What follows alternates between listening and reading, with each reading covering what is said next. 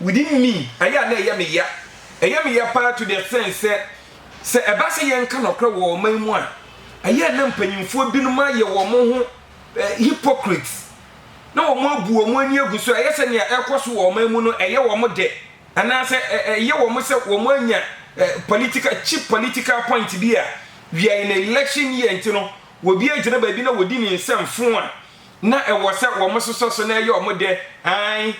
opana na yenya no nipa so masi na ne de ye horo no wa paso no nia ekoso no I don't know say sa lady no aya na ni parents ekasa kire na Tracy Boateng no minim se na wofo ekasa kire na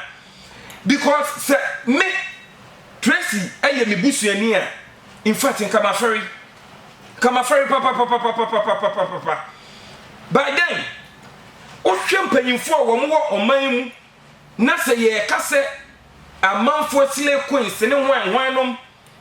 na ye Tracy ye former president nipa ye din sa niema na target omo a we can get series of people la ye din tafo wo nyina target omo se wo mawo man hwehwemu ni eniema baby we are in election year we be see why second interchange why rich hospital project upon project abanu to see free senior high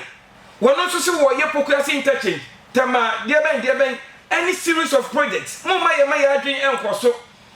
na se bi mprebiasa go bi e wono ankasa won fere ne ho se Ghana ni ba won lucy morale